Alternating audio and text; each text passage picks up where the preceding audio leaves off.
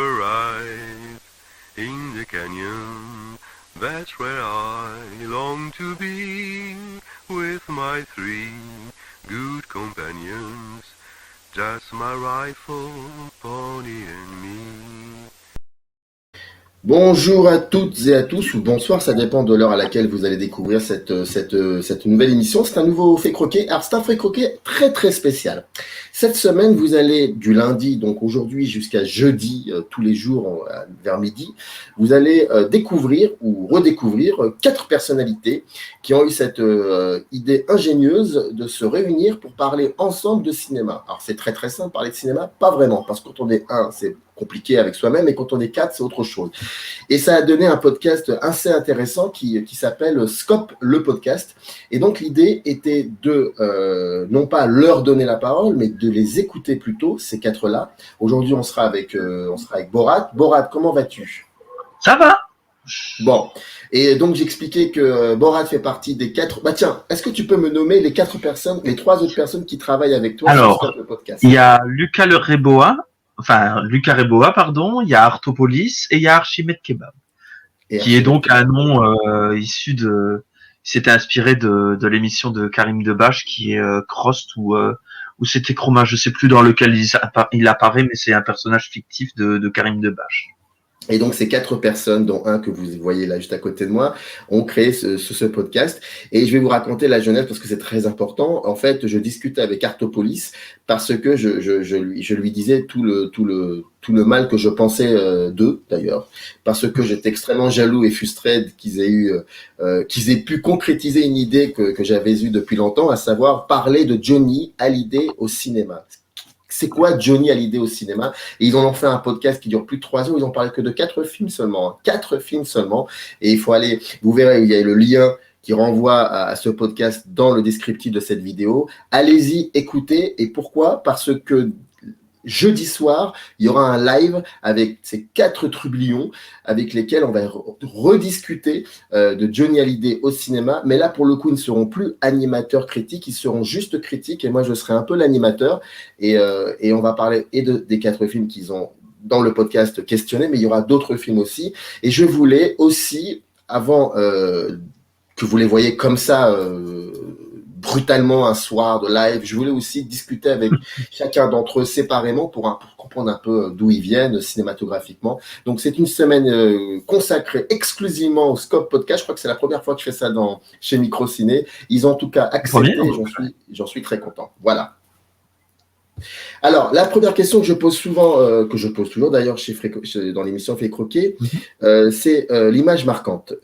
Alors, je t'en ai un peu parlé hors caméra, c'est très simple. Est-ce qu'il y a une image marquante dans ton enfance qui aurait peut-être un lien avec aujourd'hui la passion que tu as pour le cinéma, pour l'image sous toutes ses formes ? Et quelle serait cette image ? Alors moi, personnellement, j'ai la plus vieille image que j'ai d'un film. Quand je parle de mon enfance, ce serait Toy Story.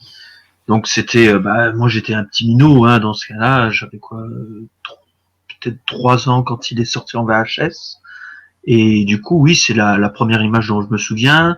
Après, il y a peut-être Space Jam aussi, le film avec Bugs Bunny et Michael Jordan. Donc c'est 2 films qui à peu près à la même période, donc vraiment le tout début de mes jeunes années. Où en effet j'ai une image fixe. Je me souviens d'eux en particulier comme film, comme premier film que j'ai pu voir. Après il y en a certainement d'autres, il y avait les Disney et tout, mais c'est vrai que les 2 là, ça reste une image bien précise dans mon enfance en l'occurrence. Et c'est là que j'ai commencé à vraiment manger, au départ manger des films, mais après se passionner progressivement pour ce que c'est en fin de compte. Parce que l'air de rien, c'est quand même 2 films qui sont assez techniques quand on y pense. Le premier, c'était un film, le premier long métrage en image de synthèse, entièrement, et l'autre, c'était un mélange entre film action et animation. Donc voilà, c'est 2 films bien précis. Après, une image des 2 là, peut-être, je pense que ça devait être soit les premiers plans, parce que le premier plan de Toy Story, les premiers plans de Toy Story, c'était sur la chanson de Charles-Élie Couture. Donc ça, c'était, on rentrait dans l'univers en fin de compte avec tout ce monde de jouets qui évolue tout seul, avec tout d'abord les jouets qui évoluent avec leur détenteur, puis après tout seul en mouvement. Et puis Space Jam, c'est l'image de Michael Jordan. Bon, il met des paniers, et puis après il y a tout un fil, un, un fil publicitaire pour lui. C'est assez cocasse pour l'époque quand on y pense. Puis après il y a tout l'univers avec les Looney Tunes quand il démarre. Bon, c'est plutôt cool. Rappelle-moi, tu avais quel âge quand tu as découvert ces deux films? Oh, je devais être très très jeune, hein. Ça devait être dans les 2-3 ans, un truc comme ça. Mais c'était vraiment l'époque de la VHS, donc c'était des films, on les achetait directement, et puis voilà. Moi je les voyais pas au cinéma à l'époque, ces films-là. Je les voyais bien après quand ils sortaient en VHS. Donc ce qui était cocasse, c'était qu'il y avait il y avait les bandes annonces sur les VHS qui prévenaient que le film allait sortir, et puis en fait moi ce qui arrivait, c'est que j'attendais encore après que la VHS elle finisse par débarquer dans les stocks, quoi. Donc voilà, c'était plutôt cocasse à l'époque. Aujourd'hui, ce serait plutôt en attendant qu'il puisse sortir à cause du Covid, quoi. Donc, voilà. Oui, d'ailleurs, ce qui est très drôle, c'est que le 19 mai, nous, quand on se parlera, on sera le 17, lundi 17 mai, si je ne me trompe pas, et sont prévus plus d'une douzaine, 15 films qui vont sortir. Même un peu plus, ça va être rude, hein. Parce que déjà que ça l'était avant, il y avait genre, je sais pas, peut-être une vingtaine, trentaine de sorties par semaine, je crois. Entre les ressorties, les nouveautés, etc. Et là, ça va être pareil, il va y avoir un embouteillage au bout d'un moment, quoi. Après, il y a beaucoup de reprises, hein, de films qui sont sortis entre deux confinements, mais qui n'ont pas eu la possibilité d'avoir une carrière, on va dire. Oui, par exemple, il y a le film de Mai Wen. Bon, après je l'ai pas vu, mais il a duré une journée et demie à tout casser, quoi. Et c'est ça. Et pareil pour ceux qui étaient sortis la semaine d'avant. Je pense à Petit Vampire, qui a été un très bon film et qui, malheureusement, va sortir un peu en vidéo et un peu au cinéma à partir du 19. Donc. Ouais, ça va être c'est vrai que ça va être un petit peu chaotique tout cela, mais après, je pense que ça va. Après, j'ai envie de te dire, l'idée est que cela ne me dérange pas, ce chaos, si on a cette promesse de ne pas revenir à une situation de fermeture des salles. C'est ça. Et puis après, il faut pas non plus que les cinémas tombent dans l'habitude qu'ils ont parfois, c'est-à-dire de mettre que du film américain quand ça les arrange, quoi. Parce que j'ai rien contre le film américain, attention, hein. Mais je veux dire, quand on entend certains médias, on nous dit toujours, il y a le Godzilla qui sort, non, il sortira finalement pas. Il y a le Disney qui va arriver, ah non, finalement il sortira aussi sur Disney+. À écouter les gens, on dirait qu'il y a que des films américains. D'ailleurs, ça s'est confirmé quand il y a eu la réouverture, où on parlait globalement que de Tenet. Et au final, on laissait un peu de côté tout le reste, alors que les films français, c'est ceux qui ont quand même tenu pendant 2 mois à peu près. 2 mois à peu près sur l'ensemble du territoire. Il y avait des films américains, mais c'était des plus petits films. Je pense au film de Judd Apatow. C'était The King of Staten Island, ou je sais plus qu'est-ce qu'il y avait eu comme film américain. Il y avait eu Never, Hardly, Sometime Always d'Universal aussi. Mais après c'était des plus petits films.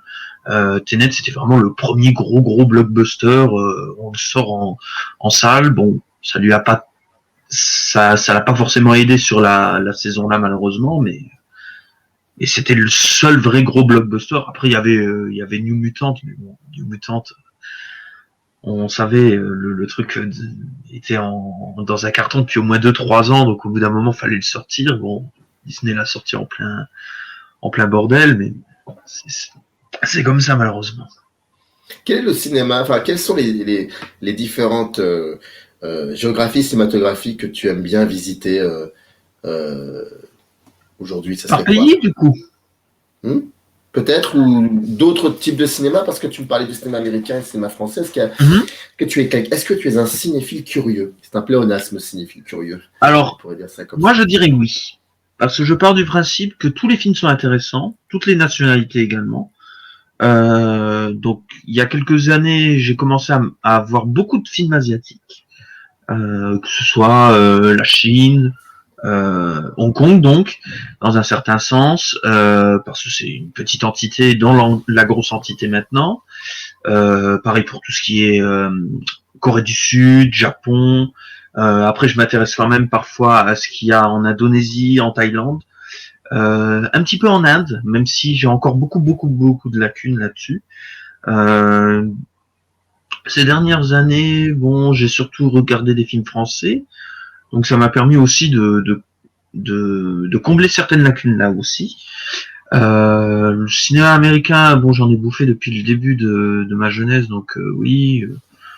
Au bout d'un moment, là aussi, on a fait un peu le tour, même s'il y a toujours des choses à découvrir là aussi. Par contre, un territoire que je connais très mal encore actuellement, c'est l'Afrique.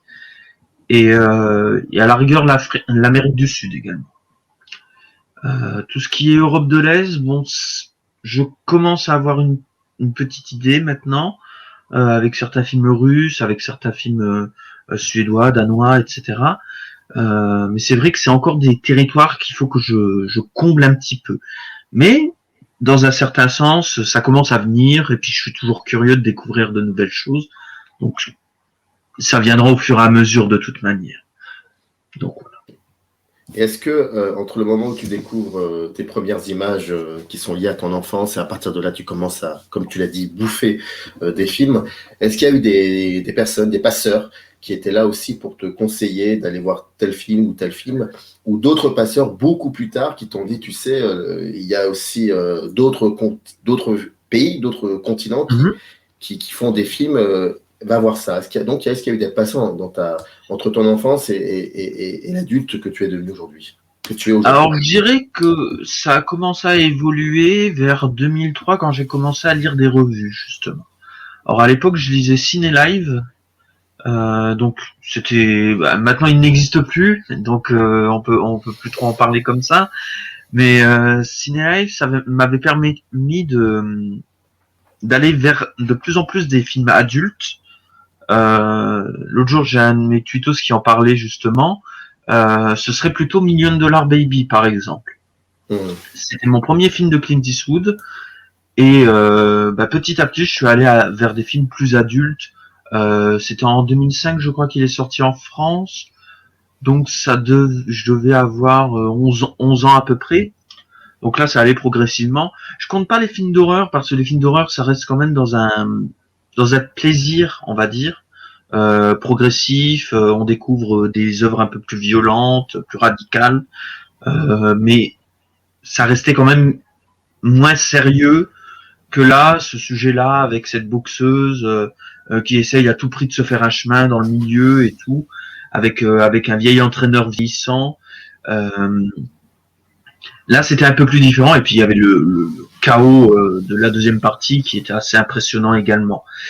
Et après, quand j'ai commencé à évoluer en tant que blogueur à partir de 2008, j'ai eu différentes personnes, différents blogueurs qui ont commencé à faire des collaborations avec moi. Donc moi j'écrivais chez eux ils écrivaient chez moi parfois, et on a commencé progressivement à se donner des idées de films, surtout qu'à l'époque j'étais encore adolescent, donc ça me permettait aussi de faire évoluer ma cinéphilie. C'est là que j'ai commencé à découvrir que Peter Jackson n'avait pas réalisé que Le Seigneur des Anneaux et King Kong, donc il avait fait des films beaucoup plus transgressifs à une certaine période. Pareil pour les films de John Woo, parce que John Woo, pour moi, c'était que le réalisateur de Paycheck et de Mission Impossible 2. Paycheck, je l'avais vu au cinéma, j'avais pas aimé du tout, et je n'aime toujours pas le film. Mission Impossible 2, je n'aime pas le film non plus, mais lui, je l'avais vu à la télévision. Mais à partir de ce moment-là, on m'a conseillé de voir au moins 3 films. C'était The Killer, À toute épreuve, donc Hard-Boiled, et Volte-Face. Et après, depuis, j'ai rattrapé quelques films de John Woo. Mais disons que ça a commencé à évoluer au fur et à mesure. Après, j'ai commencé à lire d'autres magazines, j'ai commencé à lire Première, j'ai commencé à lire Mad Movies, qui est quand même très très porté sur un cinéma qui me plaît moins parce que c'est le fantastique, l'horreur, la science-fiction. Donc ça me permettait justement de combler là aussi certains trous que j'avais dans ma cinéphilie déjà à l'époque, et donc de me permettre aussi dans un certain sens de voir des choses qui me changeaient. Et je pense c'est vraiment à cette période-là que j'ai commencé à m'intéresser à Cronenberg, à Wes Craven, des cinéastes comme ça justement, des cinéastes qui ont évolué à partir des années 70-80 et qui après m'étaient connus pour d'autres œuvres, mais pas forcément celle-là en l'occurrence. D'accord, d'accord. Et ce qui est assez intéressant dans ce que tu disais aussi, c'est que, bon, tu es un enfant de la VHL, tu es un enfant de la télévision, enfin, le film, c'est dans la petite lucarne, mais aujourd'hui, tu parles de cinéma, tu questionnes le cinéma, mais à travers un podcast, à travers le média YouTube, mais tu es aussi quelqu'un qui écrit. Oui. Oui, ça, parce que souvent on dit que certains youtubeurs écrivent des tonnes de paplards, des paplards qui font jusqu'à 7 pages pour dire qu'ils ont fait une critique à chaud en fin de compte. Et oui, ça fait depuis 2008 que j'écris. Alors au début, évidemment, c'était très très perfectible, hein, faut se le dire honnêtement. C'était même assez quelconque. Mais progressivement, le style évolue et on finit par trouver quelque chose qui est structuré, intéressant aussi, parce que faut dire, hein, le but c'est que ça intéresse les gens. Et moi personnellement, plus les années ont passé, plus j'ai commencé à m'intéresser plus à la production d'un film ou d'une série, hein, même parfois ça arrive, plutôt que sur le film lui-même. Et d'ailleurs, ça se confirme dans les vidéos, parce que je reviens plus sur la production du film que sur mon avis personnel. Et en soi, c'est bien parce que ça me permet d'avoir un angle de vue par rapport à d'autres blogueurs, par rapport à d'autres vidéastes. Et en soi, moi, ça me permet, dans un certain sens, de sortir un peu du lot. Parce que c'est toujours le problème avec YouTube, c'est que si on ne sort pas du lot, on fait la même chose que les autres. Et moi, ça m'intéressait pas de faire des critiques à chaud ou des trucs comme ça. Ça, je les faisais déjà sur le blog. C'est pas pour les refaire maintenant en tant que vidéaste. Si je veux faire quelque chose en tant que vidéaste, c'est justement faire évoluer le blog vers quelque chose qui est plus visuel dans un certain sens. Et ça se confirme par les extraits, par les photos, etc. Oui, mais pardon de revenir là-dessus, mais quand on écrit une critique de cinéma, et je trouve qu'il y a la différence avec la critique à chaud que l'on voit communément sur YouTube, c'est que celui qui va se poser, qui va écrire un article, il y a aussi quelque chose de lui qui est dans l'article. Il y a le style on le retrouve aussi chez certains youtubeurs, certes, mais celui qui écrit, c'est de la littérature. Il y a un exercice littéraire, donc il y a une manière aussi de raconter son rapport au film à travers un acte littéraire. Il y a quelque chose de l'ordre de la poésie aussi, il y a cela. Et c'est vrai que cet aspect-là, pour le coup, je la trouve pas forcément de manière régulière chez certains youtubeurs qui parlent de films à chaud. Et puis surtout quand on écrit sur un film, généralement on essaie de prendre le temps aussi d'écrire sur un film. On n'est pas obligé de le faire. Donc c'est peut-être deux exercices différents, mais il faut faire attention aussi à ce que ce soit bien structuré, c'est toujours ça. Par rapport à ce que tu disais justement, oui, en effet, moi il m'est arrivé de prendre mon temps pour évoquer certains films, quitte à attendre 3 semaines après la sortie du dit film, justement pour essayer de faire émerger quelque chose, de trouver un angle, parce que parfois c'est difficile, hein, faut pas croire, parce que quand on voit des films au cinéma, on se dit on va l'aborder tout de suite, mais en fait pas du tout. Il y a des films où on n'a vraiment aucune chose à dire en fin de compte. On l'a vu, on n'a pas forcément un grand avis dessus, ou du moins pas une idée phénoménale, et donc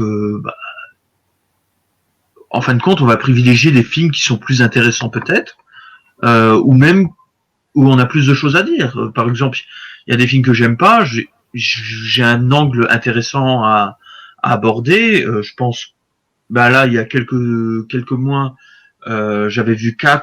Je m'étais dit bon, la production catastrophique, on va peut-être en parler un petit peu plus que Sonic par exemple. Sonic, honnêtement, j'ai pas grand-chose à dire dessus.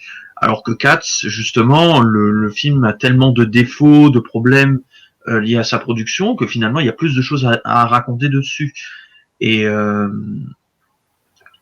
par exemple, je me souviens à l'époque, j'avais vu Mission Impossible Fallout, je crois, et j'avais attendu Fallout ou Rogue Nation, je sais plus lequel c'était, et j'avais attendu au moins 3 semaines avant de publier parce que j'avais pas forcément d'idée tout de suite, et la réflexion est venue au fur et à mesure. C'est surtout ça. Alors, ce sont deux exercices qui sont différents, mais après, c'est pareil pour les vidéos en soi. Hein. Ouais. Les vidéos, parfois, le temps que ça émerge. Voilà, c'est comme je me souviens à l'époque d'Alita, le film de Robert Rodriguez.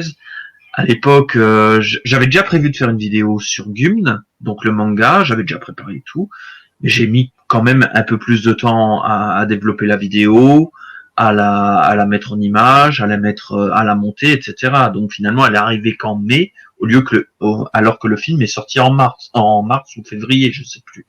Donc voilà, là aussi, il y a une certaine distance qui permet aussi la réflexion, comme tu disais. Tu disais que il t'est arrivé un moment où tu écrivais sur un blog qui existe encore d'ailleurs, et puis il y a eu des participations à d'autres blogs, donc il y a eu une espèce d'idée comme ça de se réunir. Tout à fait, oui. Ça, cet aspect-là de la critique, est-ce que c'est quelque chose qui, pour toi, était un moment ou un autre, devait être une évidence, pardon. À savoir que c'est bien aussi d'en parler avec d'autres, et voire même c'est bien aussi de partager des idées à travers le style, enfin, à travers l'exercice littéraire. Disons qu'à l'époque, on formait, je dirais, une petite communauté, on va dire. On était une petite communauté sur Canal Blog, on était ensemble, on faisait des trucs ensemble. Donc moi personnellement ça m'amusait beaucoup. Après le truc c'est que sur la longueur on n'avait plus forcément les mêmes, enfin pas qu'on n'avait pas forcément les mêmes idées, mais sur la longueur moi je faisais mes trucs, eux ils faisaient leurs trucs aussi, donc il y avait toujours une collaboration. Puis au bout d'un moment j'avais plus forcément envie de faire ça, mais si on me l'avait proposé je l'aurais fait quand même, dans un certain sens. C'est pour ça que quand Lucas Reboa m'a demandé si je voulais justement participer à Scope initialement, enfin avant c'était des directs encore avant, hein, donc ça c'est venu progressivement. Mais quand on m'a demandé, je me suis dit bon, on me demande de participer à un podcast sur Tsuyark. Je me suis dit bon bah j'ai fait 2 vidéos dessus, ça pourrait être intéressant de revenir là-dessus justement, avec des gens différents. Et que je connaissais un peu de Twitter déjà, hein, parce que Archimède, je le connaissais de Twitter, Artopolis également. Donc en effet, même Lucas Reboa, je crois que je discutais déjà avec lui. Et sur Twitter, c'est un peu pareil aussi. Il y a pas mal de gens avec qui je discute régulièrement, de cinéma, d'autres choses, mais souvent de cinéma principalement. Et en effet, moi j'ai toujours été dans une sorte d'échange où on se retrouve avec différentes personnes, on discute de ça.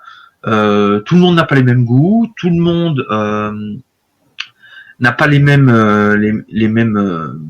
comment dire, les mêmes références également, mais ça permet tous de s'entretenir dans un entretien, dans une discussion où on peut parler de tout et de rien, ou de différents films exactement.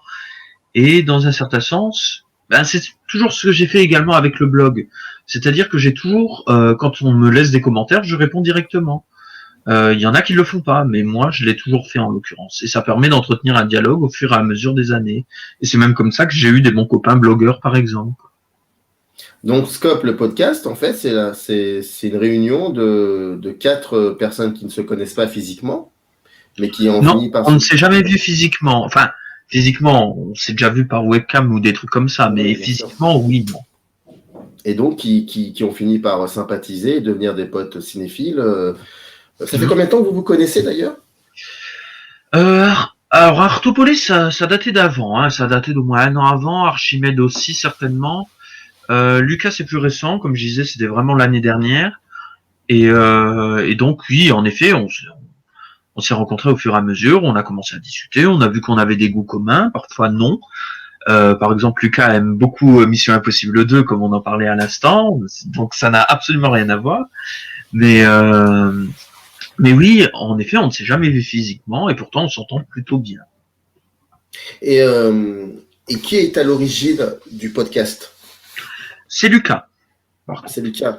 D'accord. Ouais. Donc, c'est Lucas qui a eu cette idée de vouloir réunir d'autres personnes avec qui il sentait qu'il y avait une possibilité de partage, de parler. Tout à fait, ouais. Tout à fait. Et qu'est-ce que ça t'a apporté, toi, d'être, je crois que c'était donc la première fois que tu te retrouvais dans des situations où Tout à fait, ça t'apporte quoi, ça? Ben moi, ça me change un peu parce que j'ai déjà participé à une émission de radio en tant qu'auditeur en fin de compte, et pas forcément comme chroniqueur. Donc en effet, moi, ça me change. Le principe m'a toujours plu dans un certain sens. On revenait sur 4 films. Au début, comme je disais, les premiers lives qu'on avait fait ensemble, on revenait sur un seul. Et là, on avait bifurqué, en effet, quand Scope s'est vraiment mis en place, on est revenu sur 4 films. Et 4 films qui étaient au départ chroniqués par chacune des personnes qui étaient là. Donc on en parlait pendant environ 40 minutes là aussi. Et après, on passait à un autre. Et là, maintenant, depuis février, on est vraiment allé sur un format où chaque chroniqueur a un film. Les autres l'ont vu également, mais c'est le chroniqueur qui en parle le plus possible en fin de compte. Alors que vraiment, les premiers, c'était vraiment chacun donne son avis dessus et on discute pendant une demi-heure, 40 minutes. Là, c'est vraiment différent. On a vraiment passé sur un format où chacun a vu le film, chacun s'est renseigné sur le film et du coup, ça passe beaucoup mieux, je trouve aussi. Et ça, je pense que Lucas en parlera certainement mieux que moi là-dessus. Mais oui, ça s'est passé comme ça. Et moi, personnellement, en tout cas, moi, j'aime bien l'expérience parce que entre les vidéos, entre les articles, bon, les articles, j'en publie quand même beaucoup moins maintenant, vu que je me consacre plus aux vidéos, mais ça m'a permis de faire autre chose. Et c'est une expérience que j'aime beaucoup dans un certain sens, parce que ça me permet justement d'exprimer via seulement ma voix mon avis sur des films ou tout simplement m'amuser, parce que l'air de rien, on s'amuse, comme on l'a vu ensemble, on s'amuse quand même beaucoup en faisant les enregistrements. Et donc, en fin de compte, c'est un pur plaisir. Enfin, tous les mois, on se réunit pour faire ça. Bon, là, on a un peu décalé à cause des entretiens avec toi, mais du coup, quand on pourra les faire, on le fera et on va s'amuser encore un petit peu. Mais pour toi, ce serait quoi alors la critique de cinéma? Tu es passé par tout, toi. Tu es passé par le blog, donc par l'écrit. Tu fais tes vidéos sur YouTube, donc tu es seul, mais aussi tu es dans un groupe dans lequel vous échangez des idées sur le cinéma. Vous êtes vous êtes dans ce qu'on appelle la critique de cinéma sur Internet, pour le coup, même si tu es passé par plusieurs strates. Aujourd'hui, en 2021, tu as beaucoup évoqué aussi le milieu YouTube. Comment tu te positionnes par rapport à ce qui se fait aujourd'hui sur YouTube dans la manière de questionner le cinéma, petit 1, et petit 2, finalement, ce serait quoi pour toi une critique de cinéma? Alors, ma position dans le milieu, alors déjà, elle est assez petite en fin de compte. Quand on pense, j'ai un petit nombre d'abonnés, j'ai pas forcément des vues gigantesques, mais si je dois me rapprocher de gens en particulier, au niveau du ton et au niveau de ce que je fais, ce serait davantage du côté de vidéastes comme le cinéma de Monsieur Bobine ou Méa. C'est-à-dire des gens qui vont revenir sur la production d'un film et pas forcément donner leur avis précis dessus, même s'il y a parfois des points d'analyse ici et là. Moi, je me rapproche plus de ces gens-là, en tout cas, de ce courant-là. Après, j'estime qu'il y a des vidéastes qui font aussi de très bonnes choses en se focalisant sur des thèmes précis. Je pense à Ace Modi qui, lui, a fait récemment une vidéo sur le film Choc. Il va plus aller maintenant progressivement vers du documentaire, ce qui est assez intéressant parce qu'il aborde des archives précises. Parfois même, il va chercher un peu loin dans certains trucs, mais je trouve intéressant dans ce qu'il fait en tout cas. Et lui, c'est un bon copain également pour le coup. Et après, qu'est-ce qu'une bonne critique de cinéma ? Je sais pas trop en fait, parce que je pars déjà du principe qu'il faut contextualiser parfois certaines œuvres. C'est peut-être d'ailleurs un des problèmes de certains youtubeurs, c'est-à-dire qu'ils ne contextualisent pas certaines œuvres. Ils les laissent, ils donnent juste leur avis dessus. Alors certes, ça fait des vues, ça fait beaucoup de choses, mais je trouve que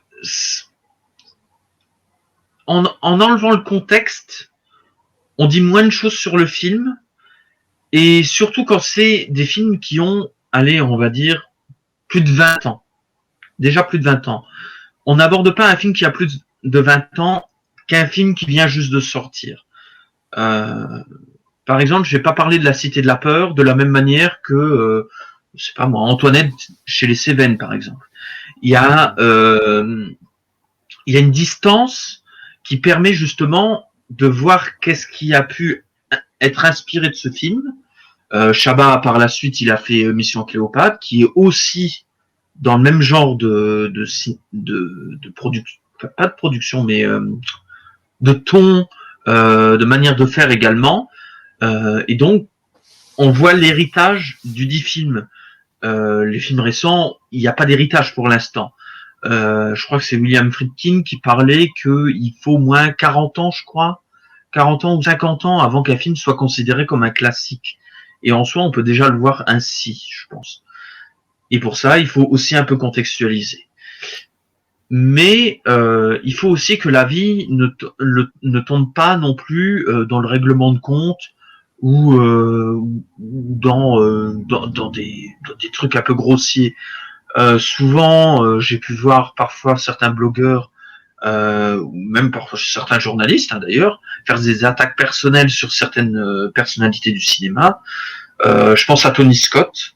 Quand il est mort, Télérama a fait une nécrologie que je trouve absolument dégueulasse, où on disait littéralement qu'il était dans l'ombre de son frère, que c'est pour ça qu'il avait d'ailleurs pas de succès, pour ça qu'il s'est suicidé. Donc voilà, déjà rien que de dire ça, c'est assez problématique et pas très objectif dans un certain sens. Voilà. Je pars du principe qu'il faut quand même être correct avec certaines choses, certains sujets. Après, il y a des sujets un peu plus poil à gratter, c'est toujours ça. Hein. En ce moment, on parlait de Polanski ou de Woody Allen, c'est quand même assez difficile, on va dire. Mais on peut toujours les aborder via leurs films ou d'autres choses, d'autres travaux. Et je pense que même avec quelqu'un comme Polanski, on peut aborder son œuvre, même sans parler de certains sujets, quoi. Je pense à des films comme Pirate. Pirate, par exemple, c'est un très bon film. Il y a eu des histoires sur le tournage, mais j'estime que le film en lui-même ne correspond pas, aux problèmes qui sont soulevés dans la société avec Polanski, par exemple. Donc là, honnêtement, je me sens plutôt objectif quand je parle des qualités de Pirate, par exemple. Eh ben écoute, en tout cas, tu allais dire quelque chose, pardon, je t'avais peut-être interrompu. Non, comme je disais, bon après, comme je disais, Polanski, c'est un cas assez particulier dans notre société actuelle. On évite de trop en parler, mais j'estime quand même que certains de ses films sont des très bons films. Après, de là à le défendre publiquement en mode Polanski, c'est un très grand cinéaste, faut balayer tout le reste. Je suis pas trop d'accord non plus, mais j'estime que il a fait des très bons films. Il faut les souligner parfois, et c'est toujours ça de prix, quoi. Eh ben écoute, on retrouvera, j'espère, comment je pourrais dire ça, ce regard très particulier, très atypique, qui est aussi intéressant jeudi, lors du live consacré à Johnny dans le cinéma. Et ça va être intéressant, à mon avis, de t'entendre parler de tout cela, ainsi que tes confrères.